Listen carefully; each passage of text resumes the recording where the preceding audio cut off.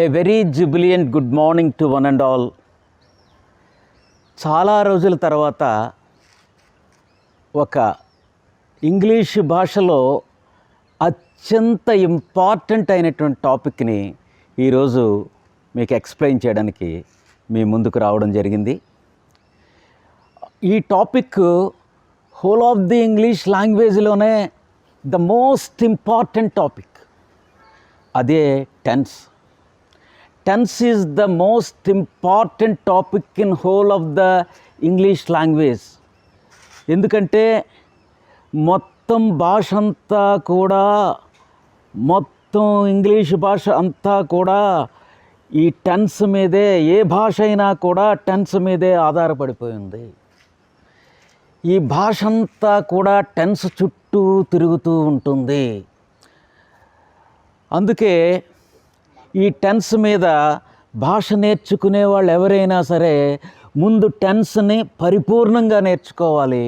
ఆ టెన్స్ని పరిపూర్ణంగా నేర్చుకున్నప్పుడే మీకు భాష వస్తుంది. చూడండి, టెన్స్ మీద అవగాహన లేకపోతే మనం తప్పులు మాట్లాడే అవకాశాలు ఉంటాయి. ఇప్పుడు ఒక స్కూల్లో ఒక టీచర్ అడుగుతుందన్నమాట, ఎంతమంది ఎగ్జిబిషన్కి వెళ్ళారు మీరు, నిలబడండి అంటే వాడు నిలబడి నేను వెళ్ళాను మేడం అని చెప్తున్నారు ఒక ఆరుగురు. ఇంకొక అబ్బాయి నేను ఇంగ్లీష్లో చెప్తే బాగుంటుందని చెప్పి I go to exhibition madam అన్నాడు. కూర్చోరా అన్నాను. మళ్ళీ I go to exhibition madam అన్నాడు. మళ్ళీ కూర్చోరా అన్నది. I go to exhibition madam అన్న. కూర్చోరా, నువ్వు వెళ్ళలేదు కదా అన్నది. No madam, I go to exhibition yesterday madam. ఓహో, ఐ గో అంటే వెళుతుంటానరా, ఐ వెంట్ టు ఎగ్జిబిషన్ అనాలి. అంటే ఏ సందర్భంలో దానికి సంబంధించినటువంటి క్రియారూపాన్ని మనం ఉపయోగించాలో తెలుసుకోవడమే టెన్స్ అంటారు. ఈ టెన్స్ కానీ రాకపోతే ఎదుట వ్యక్తి ఏం మాట్లాడుతున్నాడో మీకు అర్థమవుదు, నువ్వు ఏం సమాధానం చెప్పాలో నీకు అర్థమవుదు. ఈ టెన్స్ మీద అవగాహన లేకపోతే నువ్వు ఇంగ్లీష్ని అర్థం చేసుకోలేవు. ఇప్పుడు చూడండి, ఈ టెన్స్ అనే దాన్ని బేస్ టాపిక్ అని అంటారు. ఏమంటారు? Base topic. చూడండి, ఇప్పుడు మ్యాథ్స్ నేర్చుకోవాలి. మ్యాథ్స్ నేర్చుకోవాలంటే ఏ బేస్ ఉండాలండి మీకు? ఎడిషన్స్, కూడికలు, సబ్ట్రాక్షన్స్, తీసివేతలు, మల్టిప్లికేషన్ అండ్ డివిజన్స్, భాగాహారాలు, ఇవేమీ రాకుండా నువ్వు మ్యాథ్స్ చేయగలవా? ఈ బేసు లేకుండా నువ్వు మ్యాథ్స్ చేయగలవా? చేయలేవు, జీరో అయిపోతుంది. అలాగే నువ్వు తెలుగు రాయాలని నువ్వు అనుకుంటున్నావు, అలు రావు, గుణింతాలు రావు, రాకుండా నువ్వు రాయగలవా? తెలుగు రాయలేవు, జీరో అయిపోతున్నావు. ఈ బేస్ లేకుండా ఈ పని నువ్వు చేయలేవు. అదేవిధంగా ఇంగ్లీష్ రాద్దాం అనుకుంటున్నావు. ఇంగ్లీష్ రాసేటప్పుడు ఆల్ఫాబెట్ అంటే ఏబిసిడీలు రాకుండా నువ్వు ఇంగ్లీషు, ఏబిసిడీలు అనే బేస్ లేకుండా నువ్వు ఇంగ్లీష్ రాయగలవా? ఇంగ్లీష్ రాయలేవు. అంటే అదేవిధంగా టెన్స్ అనే బేస్ లేకుండా, టెన్స్ అంటే ఏంటి, ఈ వెర్బు ఏ సందర్భంలో ఏ రకమైన వెర్బను ఉపయోగించాలి అని తెలుసుకోవడం టెన్స్ అంటారు. ఆ టెన్స్ మీద పరిపూర్ణమైనటువంటి అవగాహన కానీ లేకుండా ఉంటే నీకు ఇంగ్లీష్ రాదు. ఇంగ్లీష్ నేర్చుకోవాలంటే ఖచ్చితంగా టెన్స్ మీద కంప్లీట్ ఫుల్ ప్లెడ్జ్డ్ అవగాహన నీకు ఉండాలి. ఇప్పుడు మీరంతా ఇంగ్లీష్ నేర్చుకుందాం అనుకుంటున్నారు, ఇంగ్లీష్ మీద కమాండ్ తెచ్చుకుందాం అనుకుంటున్నారు. కాబట్టి ఫస్ట్ ఏమి నేర్చుకోవాలి? తెలుగు నేర్చుకునేది కూడా అలా నేర్చుకుంటాము. ఇంగ్లీష్ నేర్చుకునేటప్పుడు ఫస్ట్ టెన్స్లు నేర్చుకోవాలి. చూడండి, ఈ టెన్స్ లేకపోతే ఇంగ్లీష్ జీరో అయిపోతుంది. అయితే టెన్స్ మీద అవగాహన లేకుండా మరి కొంతమంది మాట్లాడుతూ ఉంటారు. అంటే తెలుగు రాని వాళ్ళు ఎలా మాట్లాడతారు అంటే ఏంటి, వాళ్ళకి టెన్స్ మీద ఒక రకమైనటువంటి అవగాహన లేదు. చూడండి, వకీల్ సాబ్ సినిమా ఇంకా రిలీజ్ అవ్వలేదని అనుకోండి. అయితే రేపే రిలీజ్, ఒక కుర్రోడు వచ్చి నేను వకీల్ సాబ్ చూసేసానండి అన్నాడు. ఇదేంట్రా ఇంకా రిలీజ్ అవ్వలేదు, రేపు కదా, ఎలా చూసావు అన్నాడు. చూసేసానండి అన్నాడు. నువ్వు ఎలా చూస్తావా, ఇంకా రిలీజ్ అవ్వకుండా ఎలా చూస్తావు అంటే, పైరేట్ది ఏమన్నా లేదండి పైరేట్ది ఏం చూడలేదండి, చూసేసానండి అన్నాడు. హాల్లో చూసావా? హాల్లోనే చూసానండి అన్న. హాల్లో చూడడం ఏంటయ్యా, సినిమా రిలీజ్ అవ్వకుండా ఎలా చూసంటే, రేపు చూసేసానండి అన్నాడు. ఓహో, రేపు చూస్తావా? అదేనండి మీ అన్నయ్య నాకు ఈవేళ 2 గంటలకు టికెట్ ఇస్తాడు, రేపు నేను సినిమా చూసేసాను అన్నాడు. నేను రేపు సినిమా చూసేసాను, మీ అన్నయ్య నాకు టికెట్ ఇస్తాడు 2 గంటలకి, నేను రేపు సినిమా చూసేసాను. అతనికి తెలుగు రాదు. తెలుగు రానివాడు తప్పులు ఎందుకు మాట్లాడతాడు అంటే, టెన్స్ మీద ఏ సందర్భంలో, ఇప్పుడు చూడండి ఇచ్చుట అనే వెర్బ్ ఉంది, ఇస్తాను, ఇచ్చేసాను, ఇవ్వబోతాను, ఇస్తూ ఉంటాను అనే ఇచ్చుట అనే క్రియకి అనేకమైనటువంటి క్రియారూపాలు ఉంటాయి. అంటే కంప్లీట్ చేస్తే అది పాస్ట్ యాక్షన్ అయితే ఇచ్చేసాను అనాలి, చెయ్యబోతే ఇవ్వబోతాను అనాలి. ఏ వర్డ్ని ఏ సందర్భంలో ఏ సిచ్యువేషన్లో ఉపయోగించాలో అనేది పర్టికులర్గా తెలుసుకోవాలి భాష అంటే. అదే టెన్స్. చూడండి టెన్స్ అదేవిధంగా మళ్ళీ అంటున్నాడు అనమాట, మీ అమ్మగారు బాగున్నాడండి అన్నాడు. అంటే మా అమ్మగారిని డూ అంటావరా అని చెప్పి అది కాలర్ పట్టుకుని ఏమన్నా కొట్టేస్తావా? కాదు, బాగానే ఉన్నారన్నట్ట. అక్కడ లాంగ్వేజ్ యొక్క ఏమేంటి, ఎదుట వ్యక్తి ఏం మాట్లాడుతున్నాడో దాన్ని అతని యొక్క ఫీలింగ్ని మనం గ్రహించడం.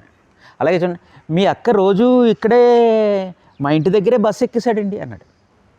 అంటే దాని అర్థం ఏంటి, మీ అక్క ఇక్కడే బస్సు ఎక్కుతుంది అని. అంటే అతను మాట్లాడిన దాంట్లో తప్పులు ఉన్నాయి. ఎందుకు ఆ తప్పులు ఉన్నాయి అంటే, అతడు ఉపయోగించిన వెర్బులన్నీ తప్పు. రేపు సినిమా చూడబోతాను అని చెప్పబోయి చూసేసాను అన్నాడు, తప్పు. మీ అన్నయ్య నాకు టిక్కెట్లు ఇచ్చాడు అన్నాని బదులు మీ అన్నయ్య నాకు టిక్కెట్లు ఇస్తాడు అని అన్నాడు. సో అందుకు టెన్స్ మీద కానీ అవగాహన లేకపోతే ఇలాగే మనం తప్పులు మాట్లాడేటువంటి అవకాశం ఉంటుంది. సో ఈ టెన్స్ టాపిక్ చెప్పడానికి ప్రధానమైన కారణం ఏంటంటే, యాక్చువల్లీ నాకు నా 28 సంవత్సరాల అనుభవంలో నా దగ్గర డైరెక్ట్ స్టూడెంట్స్ 30,000 మెంబర్స్ ఉంటారు. ఆ తర్వాత నా దగ్గర స్పోకెన్ ఇంగ్లీష్, కమ్యూనికేషన్ స్కిల్స్ నేర్చుకునే వాళ్ళు చాలామంది ఉంటారు. I was the corporate trainer for governmental fertilisers. అప్పుడు నేను ఈ టెన్స్ని ఎలా టీచ్ చేయాలి అనేది 1000 years బ్యాక్ గ్రామేరియన్స్ ఒక సిస్టమ్ రూపొందించారు. అలాగే భాషని క్రమబద్ధీకరించే నేపథ్యంలో గ్రామేరియన్స్ గ్రామర్ రూల్స్ ప్లస్ టెన్స్ ఎలా టీచ్ చేయాలనే దానికి ఒక సిస్టము, ఒక ఆర్డర్ ఇచ్చారు. కానీ నేను స్టూడెంట్ ఎక్కడ కన్ఫ్యూజ్ అవుతున్నాడు అనే దాన్ని ఎప్పుడు నేను పరిశీలిస్తూ ఉండేవాడిని. కానీ ఆ గ్రామేరియన్స్ రూపొందించినటువంటి ఆ ట్రెడిషనల్ వే ఆఫ్ టీచింగ్ టెన్సెస్లో ఆ పద్ధతిలో నాన్ నేటివ్ స్పీకర్ కన్ఫ్యూజ్ అవుతాడు, average student, below average student కూడా కన్ఫ్యూజ్ అవుతాడు, కాంపిటేటివ్ ఎగ్జామ్కి వెళ్ళే వాళ్ళు కూడా కన్ఫ్యూజ్ అయ్యే అవకాశం ఉంది. కాబట్టి నేను ఒక ఈజీ థియరీని ఒకదాన్ని ప్రపోజ్ చేశాను. ప్రపోజ్ చేయడానికి కారణం ఏంటంటే, when I was the corporate trainer at governmental fertilisers, I was given a task 45 daysలో ఎంప్లాయీస్కి కమ్యూనికేషన్ స్కిల్స్ ఇచ్చేయమన్నారు.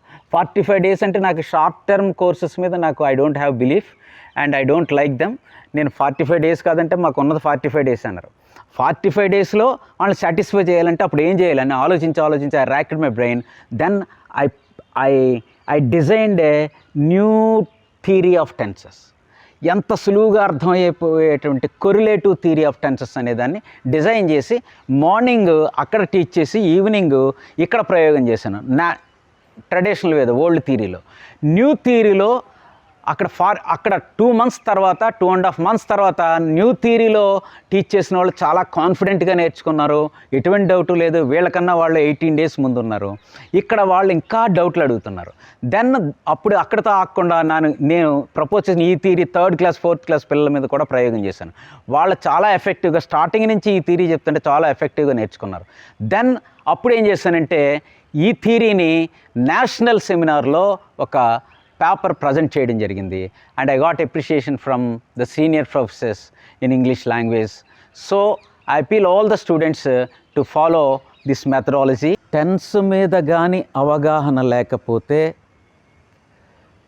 ఇప్పుడు మనం ఒక వ్యక్తి మాట్లాడిన తెలుగు ఎలా ఉందండి, మనం అతను చూసి మనం నవ్వుకున్నాం.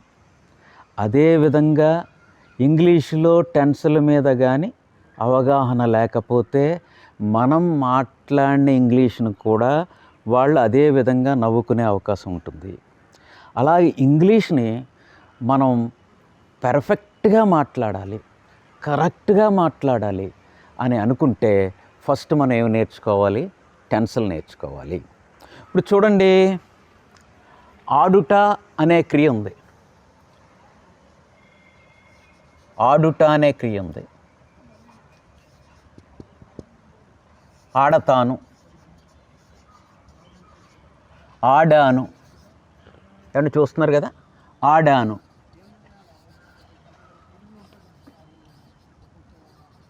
ఆడబోతాను, ఆడుతున్నాను. జస్ట్ ఇప్పుడే ఆడాను. ఇవన్నీ ఆడడానికి సంబంధించినయా అండి, పాడడానికి సంబంధించినయా? ఇవన్నీ కూడా ఆడడానికి సంబంధించినయే. ఆడతాను, ఆడాను, ఆడబోతాను, ఆడుతున్నాను, జస్ట్ ఇప్పుడే ఆడాను, ఇవన్నీ కూడా ఆడడానికి సంబంధించినయే. అయితే ఇవన్నీ ఒకే అర్థాన్ని ఇస్తున్నాయా? ఇవ్వటం లేదు. ఇవన్నీ ఏంటి, వెర్బలు, పని తెలియజేస్తుంటాయి. అంటే ఆడతాను అంటే జనరల్గా ఎవ్రీడే డైలీ ఆడుతుంటాను, లేకపోతే ఎవ్రీడే ఆడతా. ఆడేసాను, ఇది పాస్ట్ కంప్లీట్ అయిపోయినట్టు యాక్షన్. ఆడబోతాను, ఫ్యూచర్ జరగబో పనిది.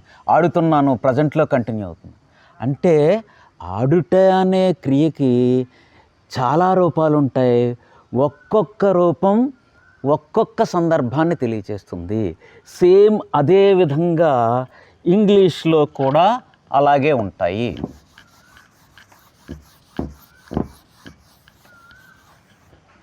సేమ్ అదే విధంగా ఇప్పుడు చూడండి, ప్లే అనేటువంటి వెర్బ్ ఉంది. అది ప్లే అనేది రూట్ వెర్బ్ అన్నమాట. ఈ ప్లే అనే వెర్బ్ నుంచి play, played, will play, is, am, are, playing, was,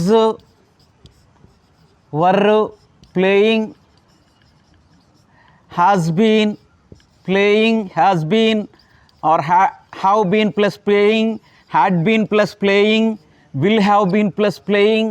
ఇవన్నీ కూడా ఆడడం అనే దానికే సంబంధించినవి. కానీ ఇవన్నీ కూడా వెర్బులే, అంటే వెర్బ్ ఫామ్స్. రూట్ వెర్బ్ ఏంటి, ఇవన్నీ ప్లే అనేటువంటి రూట్ వెర్బ్ నుంచి పుట్టినవే. ప్లే అనే రూట్ వెర్బ్ నుంచి ఈ play, played, will play, playing, was playing, were playing అనేవి కూడా ఈ ప్లే అనేటువంటి రూట్ వెర్బ్ నుంచి పుట్టినాయి. ఇవి ఏం తెలియజేస్తాయంటే వీటిని వెర్బ్ ఫామ్స్ అంటారు. ఈ వెర్బ్ ఫామ్స్ సందర్భాన్ని తెలియజేస్తాయి. ప్లేడ్ అంటే పాస్ట్ జరిగిపోయిన పని, విల్ ప్లే అంటే ఫ్యూచర్ జరగబో పని, యామ్ ప్లేయింగ్ అంటే ఇప్పుడు ప్రజెంట్లో కంటిన్యూ అవుతున్న పని, వాజ్ ప్లేయింగ్ అంటే పాస్ట్లో కంటిన్యూ అవుతున్న పని. అంటే ఇక్కడ సందర్భాన్ని బట్టి కంప్లీట్ అయిన యాక్షన్ అయితే ప్లేడ్ అనే వర్బ్ యూజ్ చేయాలి, ఫ్యూచర్ అయితే విల్ ప్లే అనేటువంటి వర్బ్ యూజ్ చేయాలి, ప్రజెంట్ కంటిన్యూస్ టెన్స్ అయితే ఇలా యూజ్ చేయాలి. టెన్స్ నేర్చుకోవడం అంటేనండి ఏ సందర్భంలో ఏ క్రియారూపం, ఏ వెర్బ్ ఫామ్, సూటబుల్ వెర్బ్ ఫామ్ని యూజ్ చేయడం నేర్చుకోవడమే టెన్స్. ఇప్పుడు చూడండి, మీకు ఎగ్జామ్లో ఇలా ఇస్తాడు,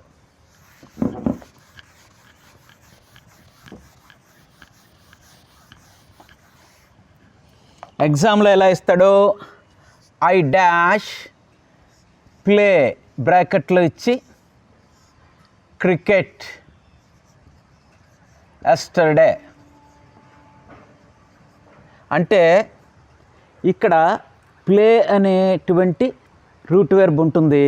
ఇక్కడ ప్లేడ్ వస్తుందా, విల్ ప్లే వస్తుందా, ఈజ్ ప్లేయింగ్ వస్తుందా, హ్యాస్ బీన్ ప్లేయింగ్ వస్తుందా అనే విషయం మనం తెలుసుకోవాలి. ఇక్కడ ఏంటి, కంప్లీటెడ్ యాక్షన్. కంప్లీటెడ్ యాక్షన్ అయితే వెర్బ్ యొక్క సెకండ్ ఫామ్ ప్లేడ్ అని వస్తుంది. రవి డాష్, ఇక్కడ ప్లే అని ఉంది, క్రికెట్ టుమారో. టుమారో అంటే ఏంటి, జరగబోవు సందర్భం. జరగబోవు సందర్భానికి రిలవెంట్గా అక్కడ ఏం వాడాలి, ఐ ప్లేడ్ టుమారో అని కూడా తప్పు. జరగబోవు పనికి విల్ ప్లే. అంటే టెన్స్ నేర్చుకోవడం అంటే సందర్భాన్ని బట్టి, టైంని బట్టి, కాలాన్ని బట్టి ఏ దానికి సంబంధించినటువంటి సూటబుల్ వెర్బ్ని, అప్రోప్రియేట్ వెర్బ్ని యూజ్ చేయడం నేర్చుకోవాలి. అంటే యాక్షన్ కంప్లీట్ అయితే ఇప్పుడు ప్లే అనేది ఉంది, ప్లేడ్ అని. యాక్షన్ జరగబోతే విల్ ప్లే అని. యాక్షన్ కంటిన్యూ అవుతుంటే యామ్ ప్లేయింగ్ అని, ఆర్ ప్లేయింగ్ అని, ఈజ్ ప్లేయింగ్ అని ఈ రకంగా వస్తుంటుంది. అంటే ఫస్ట్ టెన్స్ నేర్చుకునేటప్పుడు ఫస్ట్ ఏం నేర్చుకోవాలి అది అనేది ఇప్పుడు నేను త్వరలో చెప్పబోతున్నాను. కానీ చూడండి, స్పోకెన్ ఇంగ్లీష్కి వచ్చేటప్పటికి ఏదైనా మాట్లాడేసుకోవచ్చు. స్పోకెన్ ఇంగ్లీష్ చాలామంది ఎవరన్నా చెప్పేసుకోవచ్చు. ఎందుకంటే కొన్ని టెన్స్లో కొన్ని ఏదో గ్రామర్ రూల్స్ వస్తే చెప్పేసుకోవచ్చు. కొన్ని తప్పులు చెప్పేసినా కూడా కవర్ చేసుకోవచ్చు. ఎలా కవర్ చేసుకోవచ్చు అంటే అది అమెరికన్ ఇంగ్లీష్ అండి, దాంట్లో అలాగే అంటారు. ఇది మోడర్న్ ఇంగ్లీష్ అండి, దీంతో ఇలా మారిపోతూ ఉంటుందండి. పర్లేదండి, ఇప్పుడు అది యాక్సెప్ట్ చేస్తున్నారు. స్పోకెన్ ఇంగ్లీష్కి వచ్చేటప్పటికి ఇంత రిజిడ్ రూల్స్ ఉండవు. కానీ ఇక్కడ మీరు నేర్చుకోబోయేది competitive English and written English. Competitive and written English నేర్చుకునేటప్పుడు ఒక్క వాక్యం తప్పు రాసినా మీనింగ్ మారిపోతుంది. ఒక్క వాక్యం నువ్వు తప్పు ఆన్సర్ చేసినా నీ మార్కు పోతుంది. అందుకేమో నువ్వు చాలా వెరీ వెరీ కాషియస్గా దీన్ని ఫుల్ ప్లెడ్జ్డ్గా నేర్చుకోవాలి. ఇప్పుడు చూడండి, స్పోకెన్ ఇంగ్లీష్ అంటే చల్తా ఇంగ్లీష్ చాలామంది మాట్లాడుతుంటారు. ఒక వ్యక్తి సికింద్రాబాద్లో ట్రైన్ ఎక్కిన తర్వాత ఆడి సిగరెట్ కాల్చడం బాగా అలవాటు. పక్కనే రైల్వే కానిస్టేబుల్ కూర్చున్నాడు. అబ్బా వీడు కూర్చున్నాడు ఎట్రా, సిగరెట్ కాల్చుకుందాం అనుకున్నాడు. ఆడు అలాగా విజయవాడ దాకా కానిస్టేబుల్ పక్కనే కూర్చున్నా. అమ్మ వాడు వెళ్ళిపోయాడు. అమ్మ ఇక్కడ దిగిపోతాను, సిగరెట్ కాల్చుకుందాం అనుకున్నాడు. భోగిలో అడగాలి ఎవరికి, అక్కడ నాగాలాండ్ వాళ్ళు ఉన్నారు, వాళ్ళకి ఇంకొద్దిగా ఇంగ్లీష్ వస్తుంది కానీ తెలుగు రాదు, హిందీ రాదు, ఏమీ రాదు వాళ్ళకి. వీడు కొద్దిగా ఇంగ్లీష్, వీడు అడుగుతున్నాడు, ఆర్ యూ సిగరెట్ అంటున్నాడు అన్నమాట. ఇదేంట్రా బాబు సిగరెట్ అని అడుగుతున్నాడు, మన దగ్గర సిగరెట్గానే ఉందని తెలిస్తే అన్న మనం బుక్ అయిపోతామని చెప్పి ఐఎమ్ నాట్ సిగరెట్ అంటున్నారు. No sorry, are you match box అన్నాడు. No I'm not match box అన్నాడు. ఆర్ యూ మ్యాచ్ బాక్స్ అని ఇంకొన్ని అడిగాడు. No I'm not box. Who is match box here, who is match box అన్నాడు. అంటే is match box అన్నాడు. ఓహో is match box. Are you match box అన్నాడు. No I'm not match box, I'm match stick అన్నాడు. ఆ match stick ఇచ్చాడు, వీడు ఎలా వెలిగించాడు, సిగరెట్ కాల్చుకున్నాడు. ఈ కాన్వర్సేషన్ అంతా కూడా ఇంగ్లీష్లోనే జరిగిపోయింది. కానీ వీడు మాట్లాడిన అక్కడ ఏం తీసుకుంటున్నారో, వీడు మాట్లాడిన ఇంగ్లీష్ కాదు, స్పోకెన్లో వీడి ఫీలింగ్ని తీసుకుంటున్నారు అంతే. తప్పులు మాట్లాడిన చూడండి, మీ అమ్మగారు బాగున్నాడండి అంటే మా అమ్మగారిని డూ అంటారా అని కాలర్ ఇచ్చి కొట్టేయం కదా, బాగానే ఉన్నారండి అంటాం. అంటే అక్కడ స్పోకెన్లో ఏంటి, అతని యొక్క ఫీలింగ్ని మనం రిసీవ్ చేసుకుంటాం. అలాగే చూడండి, ఇంకా ఇది ఎవరిని ఉద్దేశించి కాదు, ఎవరో స్టేషన్ మాస్టర్స్ మీట్ అవుతుందట. ఒకడు వచ్చి కొద్దిగా ఇంగ్లీష్ మాట్లాడుతున్నాడు.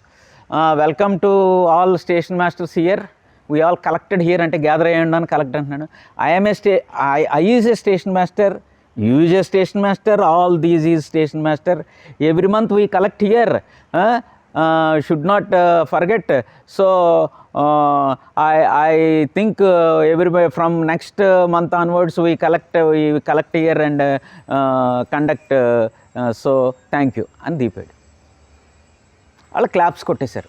వాడు ఇంటికి వచ్చి చెప్తున్నాడు, ఎస్టర్డే వెంట స్టేషన్ మాస్టర్ మీటరా, దేర్ ఐ స్పోక్ ఇంగ్లీషు, ఒక్క రేంజ్లో మాట్లాడాను, ఫుల్ క్లాప్స్ రా అని చెప్తున్నాడు. కానీ అతను మాట్లాడిన ఇంగ్లీషు తప్పైనా ఎదుట వ్యక్తులు వాడి ఫీలింగ్ని రిసీవ్ చేసుకుంటున్నారు. స్పోకెన్లో ఆ ప్రాబ్లం లేదు.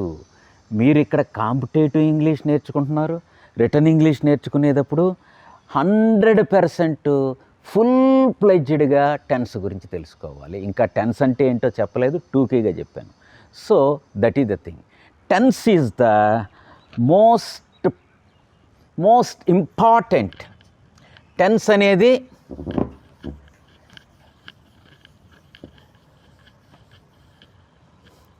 Most important topic.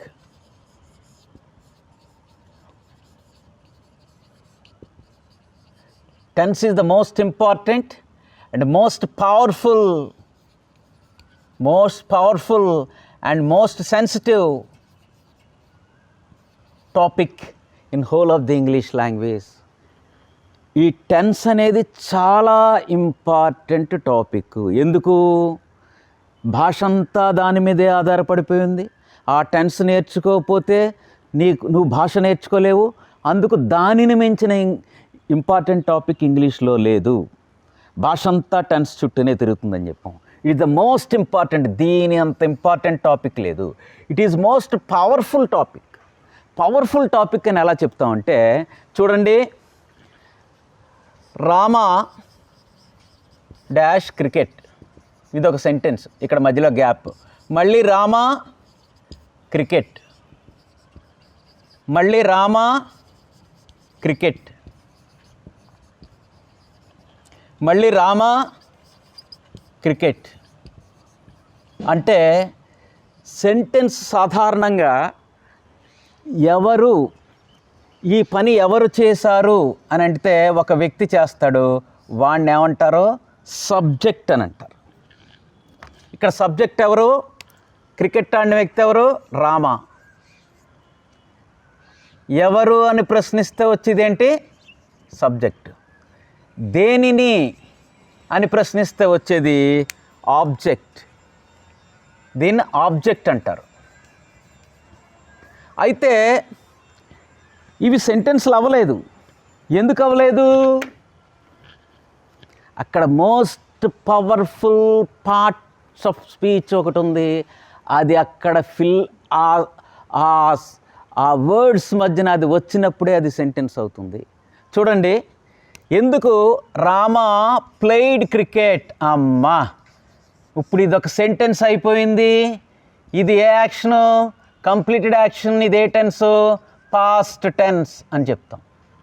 ఇక్కడ రామా క్రికెట్ కామన్గానే ఉన్నది, కానీ అక్కడ సెంటెన్స్ ఉండాలంటే ఒక most powerful parts of speech అక్కడ రావాలి. మోస్ట్ పవర్ఫుల్ ఎలిమెంట్ ఏంటి? అక్కడ వర్బ్. ఆ వర్బ్ వచ్చినప్పుడు అది ఇచ్చేస్తుంది. ఆ వెబ్ ఫామ్ని బట్టే మనం టెన్స్ని ఐడెంటిఫై చేస్తున్నాం. అలాగే ఇక్కడ రామా క్రికెట్ విల్ ప్లే, ఇక్కడ అర్థం మారిపోయింది కదండి. సెంటెన్స్ కంప్లీట్ అవ్వాలంటే ఏం ఉండాలి? వెర్బ్ ఉండాలి. వెర్బ్ వస్తే సెంటెన్స్ కంప్లీట్ అయింది. ఇది ఏ టెన్స్? ఫ్యూచర్, జరగబోవు కాలం. ఫ్యూచర్కి సంబంధించినటువంటి వెర్బ్ ఫామ్ ఏంటి? Will play. టెన్స్ నేర్చుకోవడం అంటే ఏంటి? ఏ సిచ్యువేషన్లో ఏ టైంలో దానికి రెలవెంట్ సూటబుల్ వెర్బ్ ఫామ్ని యూజ్ చేసి మాట్లాడమే టెన్స్.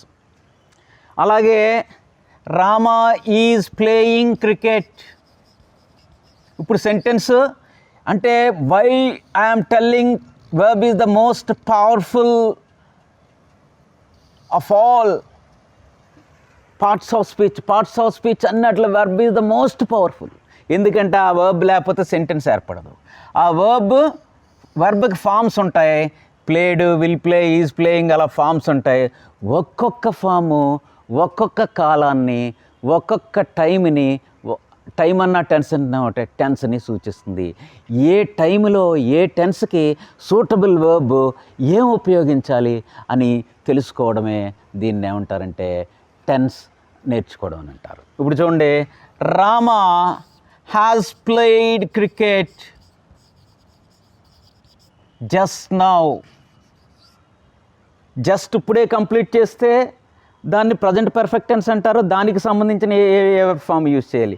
ఈజ్ ప్లేయింగ్ ప్రజెంట్లో ఇది కంటిన్యూ అవుతుంది, అప్పుడు ఏ వర్బ్ ఫామ్ని యూజ్ చేయాలి. అలాగే విల్ ప్లే ఇది ఫ్యూచర్, దీనికి రెలవెంట్గా ఏ వర్బ్ ఫామ్ యూజ్ చేయాలి. ప్లేయిడ్ అంటే కంప్లీట్ యాక్షన్, ఇది ఏది యూజ్ చేయాలి అనే విషయం మనం తెలుసుకోవాలి. అయితే చూడండి, verb is the most important అని చెప్పాను. ఎందుకు ఇంపార్టెంట్ అని చెప్పానంటే దాని అంత ఇంపార్టెంట్ టాపిక్ లేదు. సెంటెన్స్ ఏర్పడాలంటే వర్బ్ ఉండాలి. చూడండి, ఈ వర్బ్ లేకుండా ఈ సెంటెన్స్లు ఏర్పడవు, అందుకు powerful. Most important, most powerful, most sensitive అని ఎందుకు చెప్తున్నానంటే చూడండి, ఎవరో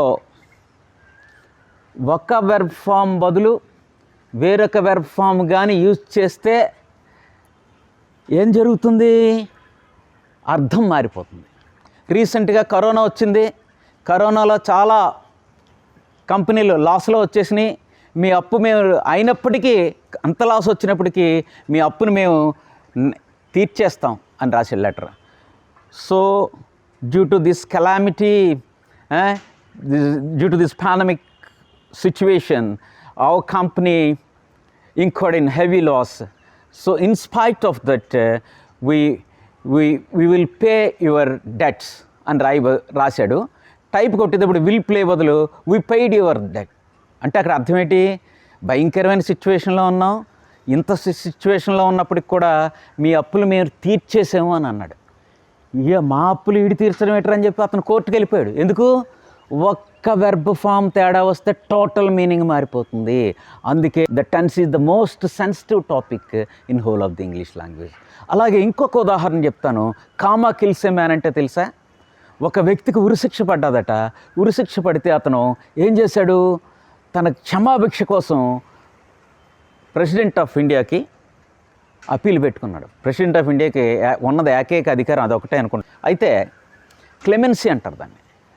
పెట్టుకున్నప్పుడు ఉరి శిక్షను రద్దు చేయమని చెప్పి ప్రెసిడెంట్ గారు చెప్పారు. వెంటనే టెలిగ్రామ్ కొట్టారు. ఏమని, యాంగ్ హిమ్ నాట్, ఉరి తీయద్దు, లీవ్ హిమ్ అని. ఏమన్నారు, యాంగ్ హిమ్ నాట్,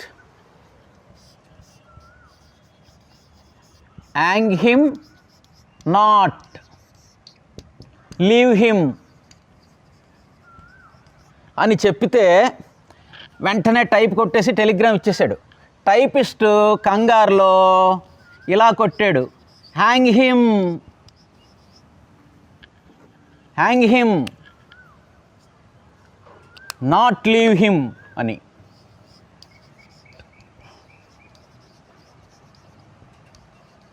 అంటే ఉరి తీసేయండి, వదలొద్దని.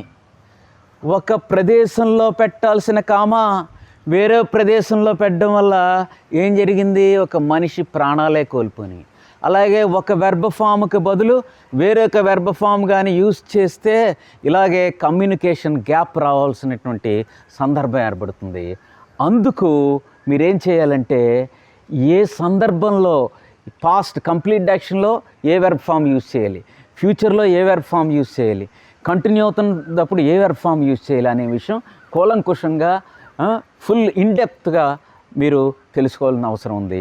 భాష నేర్చుకోవడానికి ముందు మనం ఏం చేసుకోవాలి, టెన్స్ నేర్చుకోవాలి. ఐ థింక్ ఇంతవరకు మీకు అర్థమై ఉంటుంది. సో ఈరోజు చాలా ఇంపార్టెంట్ టాపిక్ అని చెప్పాను, అదేంటిది టెన్స్. ఆ టెన్స్ అనేది లేకపోతే ఒక సెంటెన్స్ను కూడా నువ్వు మాట్లాడలేవు. సెంటెన్స్లో అత్యంత కీలకమైనది టెన్స్. టెన్స్ అంటే అది ఏ రూపంలో ఉంటుంది, వెర్బ్ రూపంలో ఉంటుంది. చూడండి, ప్లేయిడ్ అనేది పాస్ట్ టెన్స్, ఆ టెన్స్ వెర్బ్ రూపంలో ఉంటుంది. అది దేనికి చెందిందంటే పాస్ట్ టెన్స్ అంటాం. Tense is nothing but a form of verb. అంటే ఆ ఫార్మ్ ఆఫ్ వర్బే టెన్స్ని ఇండికేట్ చేస్తూ ఉంటుంది. So that is the thing. So ఈ టెన్స్ మీద అవగాహన లేకపోతే మనం తప్పులు మాట్లాడేస్తాం. ఇందాక చూడండి, నేను రేపు సినిమా చూసేశాను అన్నట్టు ఇలా తప్పులు మాట్లాడడానికి అవకాశం ఉంది. ఏ సందర్భంలో దానికి సంబంధించినటువంటి వెర్బ్ ఫామ్ యూజ్ చేసి మాట్లాడాలో, కరెక్ట్ మాట్లాడాలో అనే విషయం మనం తెలియాలి. అలాగే తెలుగు రాని వాళ్ళు తెలుగు మాట్లాడుతున్నప్పుడు మనం ఎలా నవ్వుకుంటాం, ఇంగ్లీష్లో కూడా వెర్బ్ ఫామ్స్ ఉంటాయి. ఆ వెర్బ్ ఫామ్స్ కూడా మీద అవగాహన లేకుండా మనం మాట్లాడితే వాళ్ళు కూడా అలాగే నవ్వుకుంటారు. కమ్యూనికేషన్ గ్యాప్ వచ్చేస్తుంది, మిస్అండర్స్టాండింగ్ వచ్చేస్తుంది. అందుకు టెన్స్ అనే దాని మీద మీరు ఫుల్ ప్లెడ్జ్డ్గా నేర్చుకోవాలి. ఇప్పుడు మనం టాపిక్లోకి వెళ్దాం. ఈ టెన్స్ నేర్చుకునే ముందు ఒక్క 2 నిమిషాలు మాత్రం భాష అంటే ఏటో తెలుసుకోండి. భాష ఏం తెలియజేస్తుందో తెలుసుకున్నప్పుడే ఇన్డెప్త్గా డీటెయిల్గా టెన్స్ అనేది అర్థమవుతుంది. చూడండి, ఈరోజు ఒక భాషను నేర్చుకోవాలి, ఒక భాష మీద కమాండ్ తెచ్చుకోవాలి అనేటువంటి ఆతృతతో మీరు నా వీడియో చూస్తున్నారు. అయితే భాష గురించి ఒక 2 నిమిషాలు చెప్పి మనం క్లాసులోకి వెళ్దాం. భాష అంటే ఏంటి? ప్రపంచంలో అనేకమైనటువంటి భాషలు ఉన్నాయి. తెలుగు, తమిళం, Urdu, Malayalam, Japanese, Chinese. Where there is man, ఎక్కడైతే మానవుడు ఉంటున్నాడో అక్కడ ఏదో ఒక భాష ఉంది. ఇంతమంది billions of people and crores of people are speaking different language. రకరకాల భాషలు మాట్లాడుతున్నారు. ఎందుకు మాట్లాడుతున్నారండి? వాళ్ళకేం పని లేక మాట్లాడుతున్నారా? ఎందుకు మాట్లాడుతున్నారంటే భాష యొక్క ఉపయోగం ఏంటంటే మన భావాన్ని వ్యక్తపరచడానికి, మన హ్యూమన్ ఫీలింగ్ని వ్యక్తపరచడానికి. ఇప్పుడు సపోజ్ నేను ఇక్కడికి వచ్చాను, చాలా ఉగ్గా ఉందిరా, ఫ్యాన్ ఉంటే బాగుండు అన్నాను. నా ఫీలింగ్ నేను ఎక్స్ప్రెస్ చేశాను. దేని ద్వారా? ఒక సెంటెన్స్ ద్వారా ఎక్స్ప్రెస్ చేశాను, అంతే కదా. అలాగే భాష యొక్క ఉపయోగం ఏంటండి? మానవుడు తన భావాలను వ్యక్తపరచుకోవడానికి భాష, తను ఏదైతే ఫీల్ అవుతున్నాడో చెప్పడానికి ఒక భాష ఉండాలి. అప్పుడు ఆ భాష యొక్క ఉపయోగం మన హ్యూమన్ ఫీలింగ్స్ని ఎదుటి వ్యక్తికి తెలియజేయడానికి.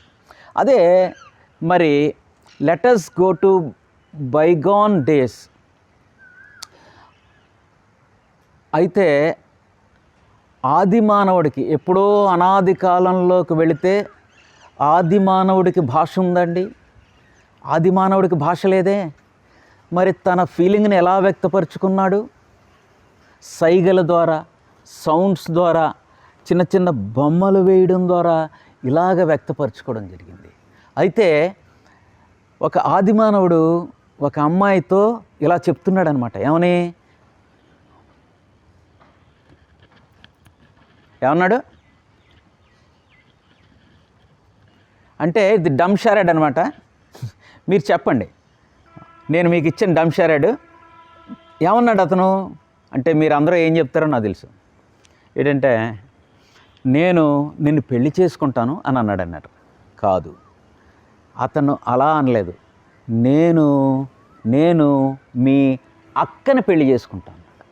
అంటే ఎంత కమ్యూనికేషన్ గ్యాప్ వచ్చేసిందండి. అంటే ఇక్కడ భాషనే లేకపోతే సైగల ద్వారా చెప్తుంటే ఎదుటి వ్యక్తికి ఫీలింగ్ సరిగ్గా అర్థమవుతుందండి? అర్థమవుతుంది. తను ఏదైతే ఫీల్ అవుతున్నాడో తన ఫీలింగ్ ఎదుటి వ్యక్తికి అర్థం అవ్వాలంటే ఏముండాలి? ఏదో ఒక సాధన ఉండాలి. దాన్నే భాష అని అంటారు. అయితే సైగ చేసి చెప్తే ఎదుట వ్యక్తికి పూర్తిగా అర్థం అవ్వదు.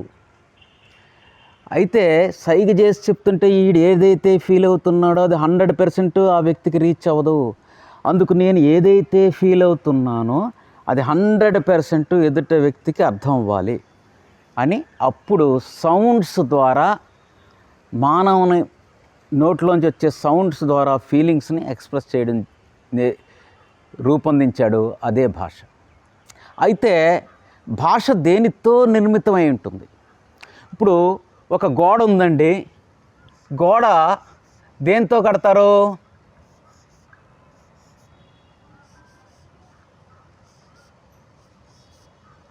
ఇటుకలతో కడతారు. గోడలో ఉండేటువంటి ప్రధానమైన అంశాలు ఏంటి? గోడ అంటే ఏంటి? ఇటుకలే. ఇటుకలన్నీ జాగ్రత్తగా పేరిస్తే ఒక గోడ అవుతుంది. గోడ దేనితో నిర్మితమైంది? ఇటుకలు. మరి భాష, గోడలో ఇటుకలు ఉంటాయి, భాష అని చెప్పాము. ఈ భాషలో ఏముంటాయి? ఈ భాష దేంతో నిర్మితమైంది? భాషలో ఉండేటువంటి ఎలిమెంట్స్ ఏంటి అంటే చూడండి, భాషలో ఏముంటాయంటే సెంటెన్స్లు ఉంటాయి. భాషలో ఏముంటాయంటే సెంటెన్స్లు ఉంటాయి. ఇప్పుడు చూడండి, ఒక బుక్ చదువుతుంటాం మనం.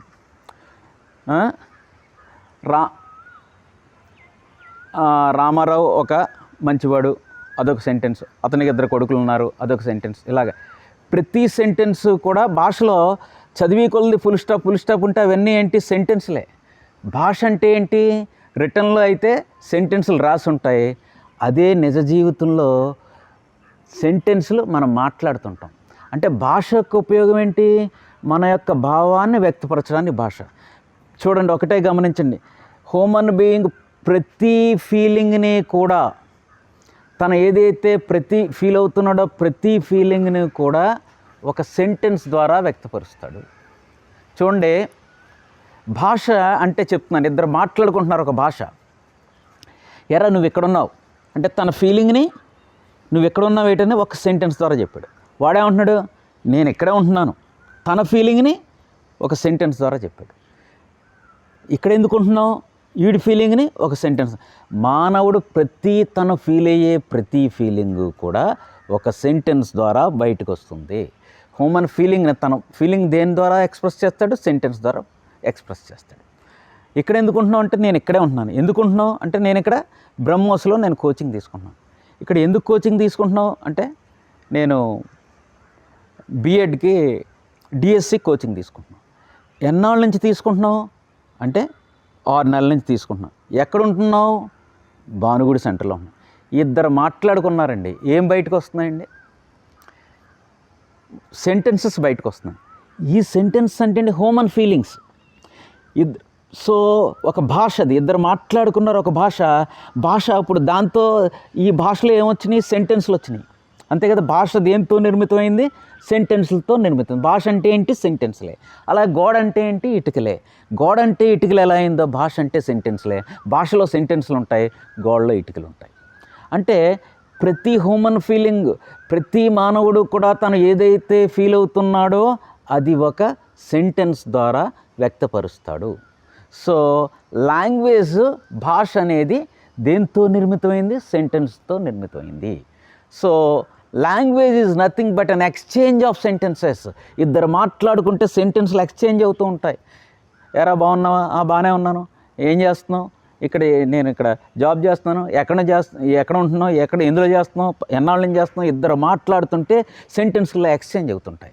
అలాగే ఏదైనా ఒక వ్యక్తి స్పీచ్ ఇస్తుంటే సెంటెన్స్లు ఫ్లో అవుతాయి.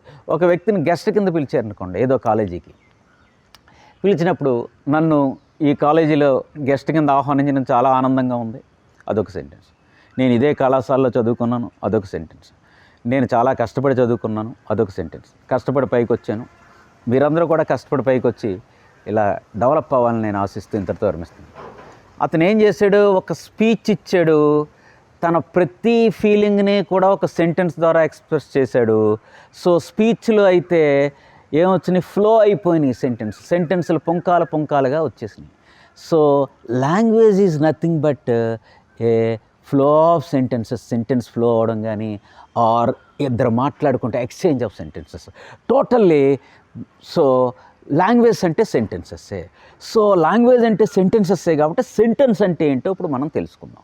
అర్థమైంది కదా? What is a sentence?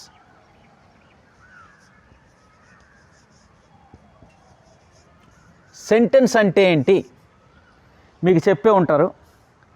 Sentence అంటే sentence is a group of words.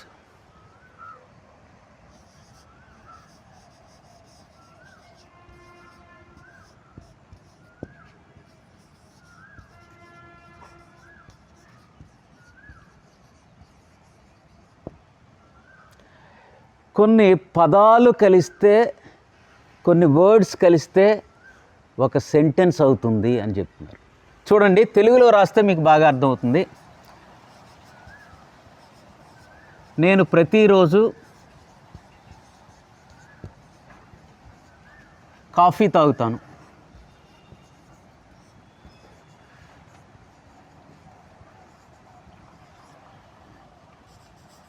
మా అమ్మగారు వంట చేస్తారు.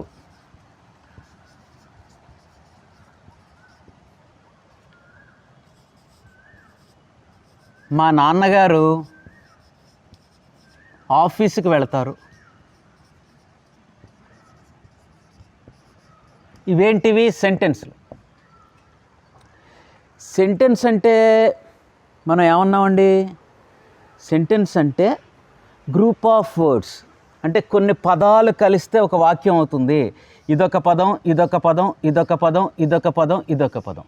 This is a word, this is a word, this is a word. Sentence is a group of words. Word ఇదంతా group. ఈ words గ్రూప్ని ఏమన్నాం? Sentence అని చెప్తున్నాం. అయితే ఇక్కడ చివర ఉన్నది కూడా ఒక వర్డే, అది యాక్షన్ తెలియజేస్తుంది. దీన్ని ఏమంటారు? వర్బ్ అని అంటారు. ఇది కూడా ఒక వర్డే. ఈ వర్డ్స్ అన్నీ కలిపి ఏమవుతున్నాయి? సెంటెన్స్ అవుతుంది. అంటే పువ్వులు విడిపోయి ఉన్నాయండి, అవన్నీ దగ్గర తెచ్చి ఒక దారంతో ఎలా చేస్తే దండ ఎలా అయిపోయిందో, ఈ వర్డ్స్ అన్నీ కలిపి ఒక సెంటెన్స్ అయింది. అయితే ఇక్కడ ఈ చివర ఏముంది? ఈ వర్డ్లో యాక్షన్ తెలియజేస్తుంది కాబట్టి దీన్ని వెర్బ్ అని అన్నారు. తాగుతాను. అయితే sentence is a group of words అంటున్నారు కదా. ఈ చివర ఉన్నటువంటి ఈ వర్డ్ నేను తీసేస్తున్నాను, తీసేసాను. లాంగ్వేజ్ అంటే సెంటెన్స్లే కాబట్టి సెంటెన్స్ అంటే ఏంటో తెలుసుకుంటే మెల్లిగా లాంగ్వేజ్ అర్థమైపోతుంది. మరి ఇవి గ్రూప్ ఆఫ్ వర్డ్సే కదండి. 2 దాటితే గ్రూప్ ఆఫ్ వర్డ్స్ అవుతున్నాయి. ఇవి గ్రూప్ ఆఫ్ వర్డ్సే, ఇవి గ్రూప్ ఆఫ్ వర్డ్సే. ఇది సెంటెన్స్ అయిందని నేను ప్రతిరోజు కాఫీ సెంటెన్స్ అవ్వలేదు. మా అమ్మగారు వంట సెంటెన్స్ అవ్వలేదు. మా నాన్నగారు ఆఫీస్కి సెంటెన్స్ అవ్వలేదు. అంటే ఇప్పుడు నేను అంతకుముందు చెప్పినటువంటి డెఫినేషను కరెక్ట్ డెఫినేషన్ కాదు. Sentence is a group of words అన్నది సరైన డెఫినేషన్ కాదు. గ్రూప్ ఆఫ్ వర్డ్స్ ఉన్నంత మాత్రాన సెంటెన్స్ అవ్వదు. గ్రూప్ ఆఫ్ వర్డ్స్ ఉండి ఒక sentence group of words which gives a complete meaning.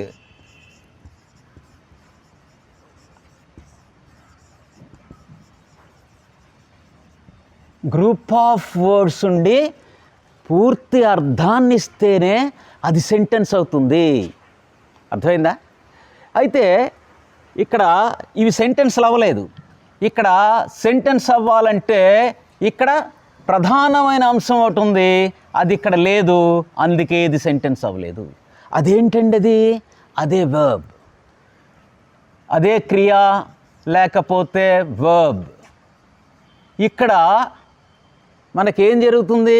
క్రియ అనేది లేకపోతే నువ్వు ఇంగ్లీష్లో ఒక్క సెంటెన్స్ కూడా ఫ్రేమ్ చేయలేవు. మా నాన్నగారు కాఫీ, మా అమ్మగారు వంట అంటే మా అమ్మగారు వంట చేస్తారా? చేయరా? చేయనివరా? మా నాన్నగారు ఆఫీస్ అంటే మీ నాన్నగారు ఆఫీసా? ఈ మీ ఇల్లు కదా? రకరకాలుగా అర్థం చేసుకోవచ్చు. ఇక్కడ ఎప్పుడైతే ఈ వెర్బ్ అనేది లోపించిందో లేదో అది సెంటెన్స్ అవ్వట్లేదు. ఈ గ్రూప్ ఆఫ్ వర్డ్స్ ఉండి మీనింగ్ ఒక కంప్లీట్ మీనింగ్ రావాలంటే ఇక్కడ ఏముండాలి? ఖచ్చితంగా ప్రతి సెంటెన్స్లో వెర్బ్ ఉండాలి. కాఫీ త్రాగుతాను అమ్మా. ఇప్పుడు అర్థమైందయ్యా, నేను కాఫీ అంటే తాగేసాను అనుకున్నాను, ఇప్పుడు అర్థమైంది కదా. అలాగే మా అమ్మగారు వంట చేస్తారు, దీనికి కంప్లీట్ మీనింగ్ వచ్చి సెంటెన్స్ అయింది. ఎందుకు వచ్చింది? ఇక్కడ వెర్బ్ ఉంది కాబట్టి. వెర్బ్ లేకపోతే నువ్వు సెంటెన్స్ని ఫ్రేమ్ చేయలేవు. అలాగే మా నాన్నగారు ఆఫీస్కి వెళతారు, ఇవేమైనాయండి? సెంటెన్స్లు అయినాయి. ఎందుకైనాయండి? ఇక్కడ వెర్బ్ ఉంది కాబట్టి. ఈ వెర్బ్ కానీ తీసేస్తే అవి సెంటెన్స్లు అవ్వవు. అందుకే ఒక సెంటెన్స్ ఏర్పడాలంటే ఇంగ్లీష్లో you cannot frame a single meaningful sentence in English without verb. ఈ వెర్బ్ లేకుండా ఒక్క సెంటెన్స్ కూడా ఇంగ్లీష్లో ఉండదు. నువ్వు ఇంగ్లీష్లో ఫ్రేమ్ చేయలేవు. అంటే ప్రతి సెంటెన్సు కూడా వెర్బ్ మీద ఆధారపడిపోయి ఉంది. సో చెప్పాలి అంటే చూడండి, ఇది ఒక ఇటుక తయారు చేయాలంటే క్లే ఉండాలి, మట్టి. ఈ మట్టి లేదు నీ దగ్గర, ఇది లేకపోతే ఇటుక ఎలా తయారు చేస్తావు? ఇటుకే లేదు. ఈ ఇటుకలు పేరిస్తేనే గోడ అవుతుంది, గోడ లేదు. If there is no clay there is no brick. ఇక్కడ మట్టి లేకపోతే ఇక్కడ ఇటుకని నువ్వు తయారు చేయలేవు. ఇటుక లేకపోతే గోడే తయారవ్వదు. అలాగే చూడండి, ఇక్కడ వెర్బ్ లేకపోతే నువ్వు సెంటెన్స్ని తయారు చేయలేవు. భాష అంటే సెంటెన్స్లే కాబట్టి ఈ సెంటెన్స్లు లేకపోతే భాషే లేదు. అంటే ఇప్పుడు మీకు ఏమర్థమవుతుంది? ఎంటైర్ భాష అంతా కూడా the total language is depends upon verb. అది భాష అంటే ఏంటండి? భాష యొక్క భాష యొక్క ఉపయోగం ఏంటి? చాలా భాషలు ఉన్నాయి ప్రపంచం చుట్టూ. దేనికోసం మన యొక్క ఫీలింగ్ని చెప్పడానికి భాష. అంటే మన యొక్క ప్రతి హ్యూమన్ ఫీలింగ్ని దేని ద్వారా చెప్తున్నాం? ఒక సెంటెన్స్ ద్వారా చెప్తున్నాం. భాష అంటే ఏంటి? సెంటెన్స్లే. గోడ అంటే ఏంటి? ఎలా ఇటుకలో. భాష అంటే సెంటెన్స్లతో నిండిపోయి ఉన్నదే భాష. సో ప్రతి ఒక సెంటెన్స్ ఏర్పడాలంటే ఖచ్చితంగా మనకేం ఉండాలండి? క్రియ ఉండాలి. ఈ క్రియ లేకపోతే సెంటెన్స్ లేదు, సెంటెన్స్ లేకపోతే భాష లేదు. కాబట్టి టోటల్గా భాష అంతా వెర్బ్ మీదే ఆధారపడిపోయింది. వెర్బ్ మీదే ఎందుకు ఆధారపడిపోయిందంటే భాష అంటే సెంటెన్స్లే. ఆ సెంటెన్స్ ఏర్పడాలంటే ఈ సెంటెన్స్ వెర్బ్ మీద ఆధారపడి ఉంది. వెర్బ్ లేకపోతే సెంటెన్స్ లేదు, సెంటెన్స్ లేకపోతే లాంగ్వేజ్ లేదు. కాబట్టి బై అండ్ లార్జ్ ఈ భాష అనేది టోటల్గా వెర్బ్ మీద ఆధారపడిపోయింది. అందుకే ఏ భాష నేర్చుకో, అది తెలుగు కావచ్చు, తమిళం కావచ్చు, ఉర్దూ కావచ్చు, మలయాళం కావచ్చు, జపనీస్ కావచ్చు, చైనీస్ కావచ్చు, ఫస్ట్ వర్బ్ అంటే ఏంటో తెలుసుకోవాలి. అంటే ఫస్ట్ మనం ఈ రోజున టెన్స్లు నేర్చుకోవడానికి వచ్చాం కదా. ఫస్ట్ ఎవరు టెన్స్లు నేర్చుకోకూడదండి. వెర్బ్ నేర్చుకోకుండా, వెర్బ్ ఫామ్స్ నేర్చుకోకుండా టెన్స్లు నేర్చుకోకూడదు. నేర్చుకుంటే టెన్స్లు రావు. టెన్స్ నేర్చుకునే ముందు వెర్బ్ గురించి నేర్చుకోవాలి. ఎందుకంటే భాష అంతా వెర్బ్ చుట్టూనే తిరుగుతుంది. చూడండి, టెన్స్ నేర్చుకునే ముందు ఫస్ట్ ఏం నేర్చుకోవాలండి? మనం వర్బ్ నేర్చుకోవాలి. ఏం నేర్చుకోవాలి? వర్బ్ అంటే ఏంటో నేర్చుకోవాలి. ఆ వెర్బ్కి ఫామ్స్ ఉంటాయి. వాటిని ఏమంటారు? వెర్బ్ ఫామ్స్ అని అంటారు. వెర్బ్ అంటే ఏంటి? పని తెలియజేసేదాన్ని వెర్బ్ అంటారు. ప్లే, టేక్, యాక్షన్ని తెలియజేసేదాన్ని, ఒక స్టేట్ని కూడా తెలియజేసేదాన్ని కూడా వెర్బ్ అని అనొచ్చు. అయితే ప్రతి వెర్బ్ గురించి పూర్తి అవగాహన ఉంటేనే నీకు లాంగ్వేజ్ వస్తుంది. అంటే వెర్బ్ అంటే ఏంటి, దీనికి ఎన్ని రూపాలు ఉంటాయి, ఏ రూపం ఏ సందర్భాన్ని తెలియజేస్తుంది అని తెలుసుకుంటేనే నీకు భాష వస్తుంది. ఫస్ట్ వెర్బ్కి ప్రధానంగా 3 రూపాలు ఉంటాయి. ఆ ప్రధానమైన 3 రూపాలే ఎక్కువగా భాషలో ఎక్కువగా వస్తాయి. కాబట్టి ఆ 3 రూపాల గురించి తెలుసుకుని అప్పుడు టెన్స్లోకి వెళ్ళాలి. చూడండి, వెర్బ్ ఫామ్స్ అంటే go, went, gone, watch, watched, watched, play, played, played, meet, met, met, buy, bought, bought, ఇలాగా ఉంటాయి. అలాగే wake up, woke up, woken up, brush, brushed, brushed, take, took, taken, go, went, gone, attend, attended, attended. అలాగే cook, cooked, cooked, repair, drive, drove, driven. First మీరు ఇప్పుడు అంతా మర్చిపోయి హ్యాపీగా ఫ్రెష్గా ఇప్పుడు ఈ క్షణం నుంచి నేర్చుకోండి. భాష అంటే ఏంటి? సెంటెన్స్లే. ఎవరు ఏం మాట్లాడినా ఒక సెంటెన్స్ ద్వారానే ఎక్స్ప్రెస్ చేయాలి. భాష అంటే సెంటెన్స్ల నిలయం, సెంటెన్స్తో నిండిపోయి ఉంటుంది భాష అంతా. సెంటెన్స్ ఏర్పడాలంటే ఏం ఉండాలి? వెర్బ్ ఖచ్చితంగా ఉండాలి. వెర్బ్ లేకుండా ఒక్క సెంటెన్స్ కూడా నువ్వు ఫ్రేమ్ చేయలేవు. కాబట్టి ప్రతి సెంటెన్స్ వెర్బ్ మీద ఆధారపడి ఉంది. కాబట్టి వెర్బ్ అంటే ఏంటో తెలుసుకోవాలి. వెర్బ్కి ఫామ్స్ ఉంటాయి. అవి 3 ఫామ్స్. అవేంటివి? Present tense. First form of the వర్బ్ని ఏమంటారు? Present tense. సెకండ్ ఫామ్ని ఏమంటారు? Past tense. థర్డ్ ఫామ్ని ఏమంటారు అంటే చాలామంది మీరు వినేవాళ్ళు ఏం చెప్తారంటే థర్డ్ ఫామ్ ఆఫ్ ది వర్బ్ని ఏమంటారంటే ఫ్యూచర్ టెన్స్ అని అంటున్నారు. అది తప్పు. ఇవి వెర్బ్ ఫామ్స్, టెన్స్లు కాదు. ఇప్పుడు మనం వెర్బ్ టెన్స్లు నేర్చుకోవట్లేదు, ఇప్పుడు మనం వెర్బ్ ఫామ్స్ నేర్చుకుంటున్నాం. థర్డ్ ఫామ్ ఆఫ్ ఇప్పుడు మనం ఏం నేర్చుకుంటున్నాం? వెర్బ్ ఫామ్స్ నేర్చుకుంటున్నాం. థర్డ్ ఫామ్ ఆఫ్ ది వర్బ్ని ఏమంటారు? ఫ్యూచర్ టెన్స్ కాదు, దీన్ని పాస్ట్ పార్టిసిపుల్ అని అంటారు. అంటే ఈ వెర్బ్ ఫామ్స్ బాగా నేర్చుకున్న తరువాత టెన్స్లు నేర్చుకోవాలి. అంటే ఈ 3 ఫామ్స్ ఎక్కువగా టెన్స్ల్లో బాగా ఎక్కువగా వస్తుంటాయి, ప్రధాన పాత్రను పోషిస్తుంటాయి. కాబట్టి ఫస్ట్ ఈ 3 మనం నేర్చుకోవాలి. అయితే ఫస్ట్ ఫామ్ ఆఫ్ ది వర్బ్ని ఏమంటాం? దీన్ని V1 అని అంటాం. V1. Second form of the వర్బ్ని ఏమంటాం? V2 అంటాం. V2. Third form of the వర్బ్ని ఏమంటాం? V3 అంటాం. ఇలాగ 3 ఫామ్స్ ఉంటాయి. ఇక్కడ నుంచి వింటే అర్థమైపోతుంది మొత్తం భాష అంతా. ఫస్ట్ ఫామ్ ఆఫ్ ది వర్బ్ని ఏమన్నాం? ప్రజెంట్ టెన్స్ అన్నాం. ప్రజెంట్ టెన్స్ అంటే ఏమిటి అని అడగగానే నేను మా ఇంజనీరింగ్ కాలేజీలో స్టూడెంట్స్ కూడా 90% ఏం చెప్తున్నారంటే చెప్పమంటారా? చాలా వరకు 80 to 90% అదే అండి. ప్రజెంట్ టెన్స్ అంటే ప్రజెంట్లో జరుగుతుంది కదండి, దాన్ని ప్రజెంట్ టెన్స్ అంటారు. అంటే ఏంటి? ఐ ఆమ్ టీచింగ్ ప్రజెంట్లో కంటిన్యూ అవుతుంది, అది ప్రజెంట్ టెన్స్ అంటున్నారు. వి ఆర్ లిజనింగ్, మేము వింటున్నాం, అది ప్రజెంట్ టెన్స్ అంటున్నారు. అంటే ప్రజెంట్లో జరుగుతున్నదని ప్రజెంట్ టెన్స్ అంటున్నారు. ప్రజెంట్లో జరుగుతున్న అంటే ప్రజెంట్లో కంటిన్యూ అవుతుందని ప్రజెంట్ టెన్స్ అంటున్నారు. అది తప్పు. ప్రజెంట్లో కంటిన్యూ అయ్యే టెన్స్ని ప్రజెంట్ కంటిన్యూస్ టెన్స్ అని అంటారు.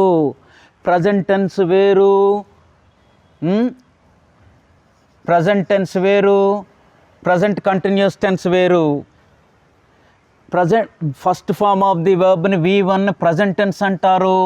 దీన్ని సింపుల్ ప్రజెంట్ టెన్స్ లేదా జనరల్ ప్రజెంట్ టెన్స్, దీన్ని జనరల్ ప్రజెంట్ టెన్స్ అని గుర్తుపెట్టుకోండి. ఫస్ట్ ప్రజెంట్ టెన్స్లోనే 4 రకాలు ఉంటాయి. Present tense, present continuous tense, present perfect continuous tense, present perfect tense అని 4 రకాలు ఉంటాయి. సో ప్రజెంట్ టెన్స్ అంటే ప్రజెంట్లో ఇప్పుడు జరుగుతూ ఉన్న పని అంటున్నారు, అది ప్రజెంట్ టెన్స్ కాదు, అది present continuous tense. Present tense అంటే ఏంటో చెప్తాను. ఫస్ట్ ఫామ్ ఆఫ్ ది వర్బ్ని ప్రజెంట్ టెన్స్ అంటారు. దీన్ని సింపుల్ ప్రజెంట్ టెన్స్ లేదా జనరల్ ప్రజెంట్ టెన్స్ అని అంటారు. ఇదేం తెలియజేస్తుంది? జనరల్గా చేసే పనులు. నేను పుస్తకాలు కొంటాను జనరల్గా, నేనేమో ప్లే గ్రౌండ్కి వెళ్తాను జనరల్గా, ఫ్రెండ్స్ని మీట్ అవుతూ ఉంటాను, సినిమాలు చూస్తాను. అంటే నేను జనరల్గా ఈ పని చేస్తాను. ఇదేం తెలియజేస్తుంది? నేను జనరల్గా ఈ పని చేస్తాను అంటే నాకు అలవాటు ఉంది. అలాగే నేను క్రికెట్ ఆడతాను అంటే ఆడిసన్నా జనరల్గా ఆడతాను. అలాగే నేను ఉదయం లేస్తాను, క్వైట్ జనరల్గా జరుగుతూ ఉంటుంది. అలాగే మార్నింగ్ బ్రష్ చేసుకుంటాను. నువ్వు జనరల్గా చేసే పనులంటే ఉదయం లేస్తాను, మార్నింగ్ బ్రష్ చేసుకుంటాను, ఐ టేక్ బాత్, స్నానం చేస్తాను, ఐ గో టు ఆఫీస్కి వెళ్తాను, అటెండ్ అవుతాను. అంటే ఇవన్నీ జనరల్గా ఈ పని చేస్తుంటాను. మీరు ఒకటే గుర్తుపెట్టుకోండి, V1తో వెర్బ్ యొక్క మొదటి రూపంతో మీరు ఏం మాట్లాడినా నేను జనరల్గా ఆ పని చేస్తాను, చేస్తుంటాను అనేటువంటి అర్థం వస్తుంది. 99% చేస్తాను, జనరల్గా ఆ పని చేస్తుంటాను. V1తో ఏం మాట్లాడినటువంటి అర్థం? జనరల్గా ఆ పని చేస్తాను, నేను ఆ పని చేస్తుంటాను. అంటే 99% అలా వస్తుంది. ఎటైతే దీంట్లో ఇంకా సిచ్యువేషన్స్ ఉంటాయి. ఈ ఓన్లీ సింపుల్ ప్రజెంట్ టెన్స్ మీద ఒక వీడియో తయారు చేస్తాను, అప్పుడు ఇంకా డీటెయిల్గా అర్థమవుతుంది. ఇక్కడ మీరు గుర్తుపెట్టుకోవాల్సింది ఏంటంటే 99% ఎటువంటి అర్థం వస్తుందో అది గుర్తుపెట్టుకోండి. ఎందుకంటే ఇక్కడ పన్నెండు టెన్స్లో చెప్తున్నాను కాబట్టి. ఇక్కడ ఏంటి? ఇక్కడ ఎక్స్ప్రెషన్ ఏంటి? V1తో ఏం మాట్లాడినా ఏంటి? నేను జనరల్గా ఆ పని చేస్తాను. ఏ వ్యక్తి అయినా సరే, ఏ మానవుడైనా జనరల్గా ఆ పని చేస్తుంటాడంటే అది అతని హ్యాబిట్ అయినా అయి ఉండాలి. నీకు కాఫీ అంటే ఇష్టం, కాఫీ తాగుతాను, రోజు తాగుతావు, ఇష్టం కాబట్టి జనరల్గా చేస్తుంటాం. ఫ్రెండ్స్ని మీట్ అవ్వడం ఇష్టం, మీట్ అవుతావు. అలాగే టీవీ చూడడం ఇష్టం, చేస్తాను, జనరల్గా చేస్తుంటాను, ఎక్కువగా చేస్తుంటాం. అంటే దాని మీద అలవాటు ఉండాలి. అలాగే నిత్య జీవితంలో డే టు డేలో రొటీన్గా ప్రతి మానవుడు ప్రతిరోజు చేసే పనులు ఉంటాయి. ఉదయం లేస్తాం, 100% చేస్తాం. ఇవన్నీ బ్రష్ చేసుకుంటాం, స్నానం చేస్తాం, అలాగే ఆఫీస్కి వెళ్తాం, డ్యూటీ అటెండ్ అవుతాం. ఇవన్నీ ఏంటి? Daily routine work. ప్రతి మానవుడు తన నీట్నెస్ కోసం, తన ఫ్రెష్నెస్ కోసం ఉదయం లేస్తాడు, స్నానం చేస్తాడు, బ్రష్ చేసుకుంటాడు. అలాగే తన సర్వైవల్ కోసం ఆకలి అవుతుంటే తింటాడు, డ్యూటీ చేస్తాడు. ఇవన్నీ డే టు డేలో ఎవ్రీడే చేస్తాం. ఇవి చేస్తాను. అలాగే కొన్ని స్కిల్స్ ఉంటాయి. ఇవేంటివి స్కిల్స్? చూడండి, నీకు వంట చేయడం ఇంట్రెస్ట్ ఉంది, నేర్చుకున్నావు. నేను వంట చేస్తాను, నాకు అలవాటు, నేను చేయగలను, నాకు ఆ టచ్ ఉందన్న చెప్పడం. అలాగే కార్ డ్రైవ్ చేస్తాను, నాకు ఆ టచ్ ఉంది. అలాగే బైక్ రిపేర్ చేస్తాను, నేను అది నేర్చుకున్నాను. అంటే నువ్వు ఈ పని చేస్తావా అంటే చేస్తాను, నాకు అలవాటు ఉంది, నేను అది నేర్చుకున్నాను అని చెప్పిన అలవాటు అని అర్థం అని వస్తుంది. ఏ వ్యక్తి అయినా సరే నేను ఆ పని చేస్తాను,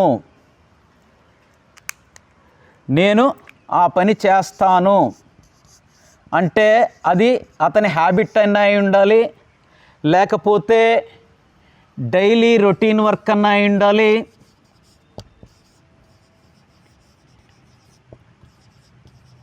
లేకపోతే అతడు నేర్చుకున్నటువంటి స్కిల్స్ అన్నా అయి ఉండాలి. ఈ మూడే అవుతాయి. అంటే సింపుల్ ప్రజెంట్ టెన్స్ ఏం తెలియదు, habits, daily routine works, skills, ఇలాగ చాలా ఐటమ్స్ ఉంటాయి. అవన్నీ కూడా నేను ఒక ప్రత్యేకమైన వీడియోలో చెప్తాను. ప్రస్తుతం 12 టెన్స్ల మీద ఓవరాల్ ఐడియా గురించి చెప్తున్నాను కాబట్టి ప్రజెంట్ టెన్స్ అంటే ఎలా గుర్తుపెట్టుకోవాలి జనరల్గా చేస్తుంటాను. అంటే V1 ఉపయోగించి నువ్వు ఏం మాట్లాడినా ఎటువంటి అర్థం వస్తుంది, జనరల్గా పని చేస్తుంటాను 99% అదే మీనింగ్ వస్తుంది. So first form of the వర్బ్నే అంటారు ప్రజెంట్ టెన్స్ అంటారు. ప్రజెంట్ టెన్స్ ఏం తెలియజేస్తుంది? జనరల్గా చేసే పనులు, habits, daily routine works, skills. Expression ఏంటి? V1కి జనరల్గా చేస్తుంటాను. సో అలాగే సెకండ్ ఫామ్ ఆఫ్ ది వర్బ్నే అంటారు past tense. Past is past రా, వదిలే. బాట్ కొనేసాను, వెంట్ వెళ్ళాను, ప్లేడ్ ఆడేశాను. అంటే V2తో కానీ నువ్వు ఏం మాట్లాడినటువంటి అర్థం వస్తుంది? ఆ పని చేసేసాను. నేను అమౌంట్ పే చేశాను, అప్పుడు ఏమంటాం? I paid the amount. I played ఆడేశాను, ఐ వాచ్డ్ చూసేసాను, ఐ మెట్ కలిసేసాను. కంప్లీటెడ్ యాక్షన్ తెలియజేసేటప్పుడు V2ని పాస్ట్ టెన్స్ అంటారు. కంప్లీట్ యాక్షన్ తెలియజేసేటప్పుడు V2తో మనం ఎక్స్ప్రెస్ చేస్తాం. ఇక్కడ ఎక్స్ప్రెషన్ ఏంటి? చేసేసాను. ఇక్కడ చేస్తాను అంటే V1తో చెప్తాం, చేసేసానంటే V2తో చెప్తాం. మరి థర్డ్ ఫామ్ ఆఫ్ ది వర్బ్నే అంటారు. అంటే చాలామంది థర్డ్ ఫామ్ ఆఫ్ ది వర్బ్ని ఫ్యూచర్ టెన్స్ అని అనుకుంటున్నారు. ఇవి టెన్స్లు కాదు. ఇక్కడ ఏం నేర్పుతున్నానండి? Verb forms నేర్పుతున్నాను. ఇక్కడ దీన్ని పాస్ట్ పార్టిసిపుల్ అంటారు. దీన్ని ఏమంటారంటే multi useful tense, multi useful verb form. అంటే ఇది చాలా టెన్స్లో వస్తుంది. ఇది ప్రజెంట్ పర్ఫెక్ట్ టెన్స్లో వస్తుంది, పాస్ట్ ఒక పార్ట్ కిందే వస్తుంది. చాలా టెన్స్ల్లో ఇప్పుడు చూడండి, V1 ఒక్క ప్రజెంట్ టెన్స్నే తెలియజేస్తుంది, ఇంకా ఏ టెన్స్లోని రాదు. V2 కంప్లీట్ యాక్షన్నే తెలియజేస్తుంది, ఇంకే టెన్స్కి రాదు. కానీ ఇది ఉందో చూసారా, ఇది చాలా టెన్స్ల్లోకి వస్తుంది. పాసివ్ వాయిస్లో, ప్రజెంట్ టెన్స్లో, పాస్ట్ టెన్స్లో అన్నిటిలోనే ఒక పార్ట్ కింద వస్తుంది. నెక్స్ట్ అలా ప్రజెంట్ పర్ఫెక్ట్ టెన్స్లో వస్తుంది, పాస్ట్ పర్ఫెక్ట్ టెన్స్లో వస్తుంది, ఫ్యూచర్ పర్ఫెక్ట్ టెన్స్లో ఒక పార్ట్ కిందే వస్తుంది, కంప్లీట్గా రాదు. సో దీన్ని పాస్ట్ పార్టిసిపుల్ అని అన్నారు. దీని గురించి మనం తర్వాత నేర్చుకుందాం. ప్రస్తుతాన్ని దీన్ని తీసి పక్కన పెట్టేయండి. అర్థమైంది కదా? V3 అనే ఫామ్ని ప్రజెంట్ మర్చిపోండి, పక్కన పెట్టేయండి. దాని గురించి డీటెయిల్గా తర్వాత చెప్తాను. ఇప్పుడు ఇంతవరకు మీకు ఏం చెప్పాను? వెర్బ్ ఫామ్స్ చెప్పాను. First form of the verb present tense అన్నాం, సెకండ్ ఫామ్ ఆఫ్ ది వర్బ్ని పాస్ట్ టెన్స్ అన్నాం, థర్డ్ ఫామ్ ఆఫ్ ది వర్బ్ని పాస్ట్ పార్టిసిపుల్ అన్నాం. ఫస్ట్ ప్రజెంట్ టెన్స్ ఏమో జనరల్గా చేసే పనులు తెలియజేస్తుంది, చేస్తాను అనే దీంతో ఎక్స్ప్రెషన్ చేస్తాను. పాస్ట్ టెన్స్ అయితే చేసేసాను తెలియజేస్తుంది, దీంతో ఎక్స్ప్రెషన్ చేసేసాను. Third form of the verb అనేక టెన్స్లో వస్తుంది. దాని గురించి మనం తర్వాత తెలుసుకుందాం. ఇప్పుడు మనం టెన్స్ల్లోకి వెళ్దాం.